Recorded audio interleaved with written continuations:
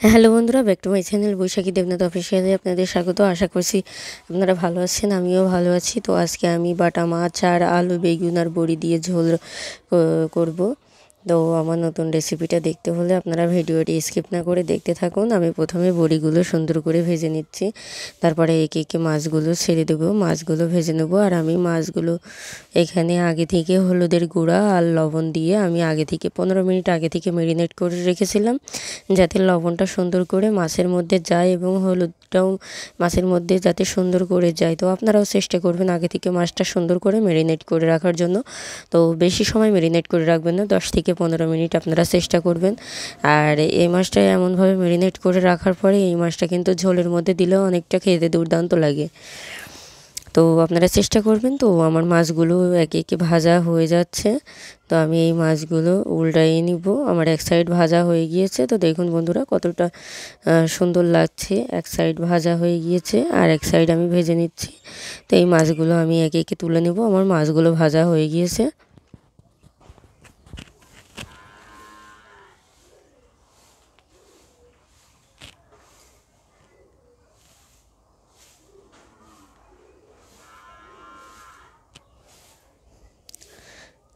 তো এই পর্যায়ে এসে যেগুলো অবশিষ্ট মাছগুলো ছিল, এই যে অবশিষ্ট মাছগুলো আমি এখানে ভেজে নেব।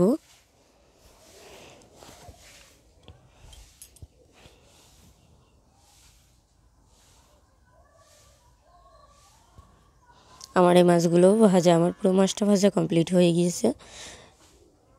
এরপরে আমি এখানে গোটা জিরা ফোড়ন দিয়ে দিব, সামান্য পরিমাণ কিছু জিরা ফোড়ন দিয়ে দিচ্ছি। তারপরে এখানে আমি আগে থেকে বেগুন আর আলুটা ভেজে আগে থেকে আমি কেটে ধুয়ে সুন্দর করে জলটা ঝরিয়ে রেখেছিলাম একটা ঝাঁপির মধ্যে করে। তো এই পর্যায়ে এসে আমি এটা দিয়ে সুন্দর করে একটু সবজিগুলো একটু ভাজা ভাজা করে নিব। সবজিটা ভেজে রান্না করলে কিন্তু দুর্দান্ত খেতে লাগে। আপনারা যে কোনো সবজি ভেজে তরকারি রান্না করবেন, দেখবেন অনেক ভালো লাগবে। বিশেষ করে মাছের মধ্যে যে আলু আর যে কোনো আপনারা সবজি দেন না কেন, একে একে ভেজে নেবেন, দেখবেন অনেকটা খেতে সুন্দর লাগবে। তো আমি এখানে স্বাদ মতো লবণ দিয়ে দিচ্ছি। এরপরে যদি লাগে আপনারা আরও লবণটা দিয়ে দিবেন। তারপরে এখানে আমি হলুদের গুঁড়া দিয়ে দিব।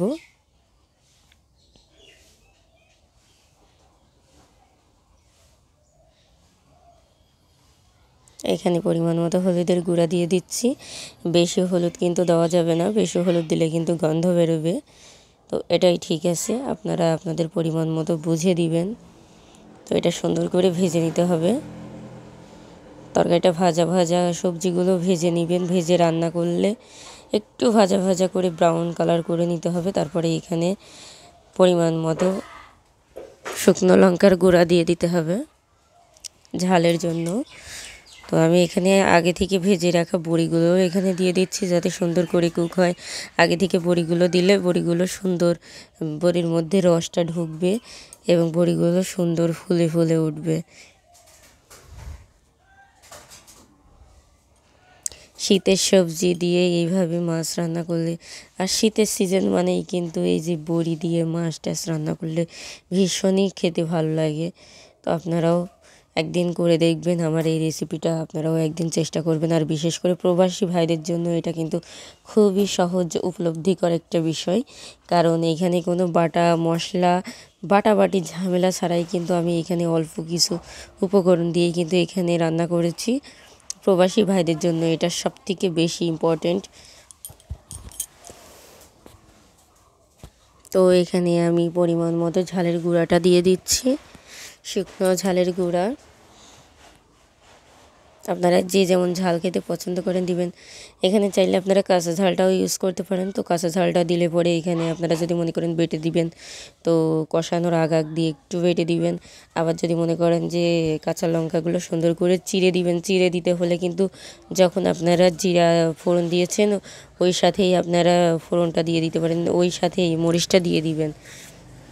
তো এখানে আমি একটু গরম জল ব্যবহার করব, একটু কষাই নিব। এই কারণে আমি একটু গরম জল ব্যবহার করছি। আপনারা তরকারিতে অবশ্যই গরম জল দিবেন। আমার প্রত্যেকটা রেসিপিতে আপনারা দেখছেন আমি গরম জল দিয়ে রান্না করি। আর গরম জলটা দিলে কিন্তু সবজিটাও খেতে ভালো লাগে, প্লাস খুব শীঘ্রই কুক হয়ে যায়। তো আমি পরিমাণ মতো একটু জল দিচ্ছি, এই জলটা দিয়ে আমি কষিয়ে নিব। তো এটা একটু নাড়িয়ে চাড়িয়ে রাখতে হবে। তো এখানে আমি একটা ঢাকনার সাহায্যে আমি এখানে ঢেকে দেব। তো ঢাকনাটা 5 মিনিট পরে তোলার পরে দেখুন আমার জলটা শুকিয়ে গিয়েছে। তো তরকারির জলটা শুকিয়ে যাওয়ার পরে যে এতটা সুন্দর লাগছে দেখুন বন্ধুরা, এখনই কালারটা যে দুর্দান্ত এসেছে।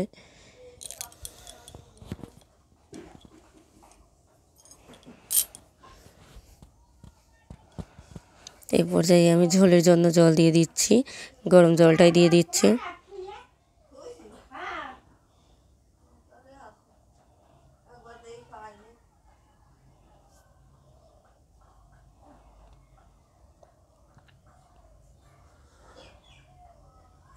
আমি এখানে একটা ঢাকনা দিয়ে ঢেকে দিচ্ছি। ঢাকনাটা 5 মিনিট পরে তুলে দেখতে হবে যে সুন্দর করে তরকারিটা কুক হয়েছে কি না, সবজিগুলো বিশেষ করে আলুগুলো কুক হয়েছে কি না। বেগুন তো এমনিতেই গলে যাবে। তো আমি এখানে একটা আলু ফাটিয়ে নিচ্ছি, দেখছি এটা পর্যাপ্ত পরিমাণ কুক হয়েছে কি না। তো আর একটু দরকার ছিল, যার কারণে আমি আর 2 মিনিটের জন্য একটু ঢেকে দিচ্ছি। 2 মিনিট পরে ঢাকনাগুলো তোলার পরে আমার তরকারিটা একদম কুক হয়ে গিয়েছে। তো এখানে আমি ভেজে রাখা মাছগুলো দিয়ে দিব। তো মাছগুলো দেওয়ার পরে বেশি নাড়া দেওয়া যাবে না, যার কারণে মাছগুলো ভেঙে যেতে পারে। সুন্দর করে বসিয়ে দিতে হবে। তো এই পর্যায়ে কিন্তু জালটা হাই ফ্লেমে রাখতে হবে। তো হ্যালো বন্ধুরা, তো আমার চ্যানেলটা যারা এখনও সাবস্ক্রাইব করেননি অবশ্যই চ্যানেলটা সাবস্ক্রাইব করে দিয়ে বেল আইকনটি বাজিয়ে আমার পাশে থাকবেন। আর আমার ভিডিওগুলো নোটিফিকেশন যেন আপনাদের কাছে যায়, আপনারা সেই জন্য বেল আইকনটি বাজিয়ে রাখবেন। আর আমার ভিডিওটি কেমন লাগলো আপনারা প্লিজ কমেন্ট বক্সে এসে জানাবেন। আমার ভিডিওটি ভালো লাগলে লাইক কমেন্ট শেয়ার করবেন, অন্যদেরকে দেখার সুযোগ করে দিবেন। তো আপনারা আর কি কোন রেসিপি দেখতে চান প্লিজ কমেন্ট বক্সে জানাবেন। আপনারা কমেন্ট করে জানাবেন যে আপনারা যদি কমেন্ট করে জানান যে আপু বা আন্টি এটা দেন, আমি এটা দেখতে চাই, এটা কেমন হবে, তো আমি সেটাই করব, আমি সেটা রান্না করে দেখাবো আপনাদের। তো এই পর্যায়ে এসে আমার রান্নাটা প্রায় শেষের দিকে। আমি এখানে ভেজে রাখা জিরা আর গরম মশলার গুঁড়া এখানে দিয়ে দিচ্ছি। আমার রান্নাটা হয়ে গিয়েছে। তো ফাইনাল লুকটা দেখতে পাবেন, এতটা লোভনীয় লাগছে আর ফ্লেভারটাও কিন্তু দুর্দান্ত বেরিয়েছিল। তো এটা একটু ঝোলের সঙ্গে সুন্দর করে মিশিয়ে নিতে হবে।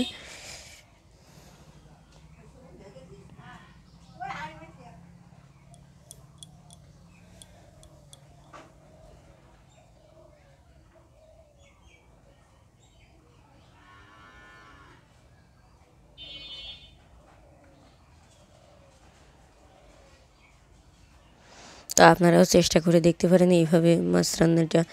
আর মাছটা রান্না করার পরে আমার কমেন্ট বক্সে এসে জানাবেন কেমন লাগে। আমি এখানে পেঁয়াজ রসুন ছাড়াই কিন্তু রান্না করেছি। অনেকে এখানে পেঁয়াজ রসুন বাটা দিয়ে রান্না করে। তো আপনারা অল্প উপকরণ দিয়ে রান্নাবান্না করে দেখবেন, অনেকটাই টেস্টি হবে এবং হেলদি হবে।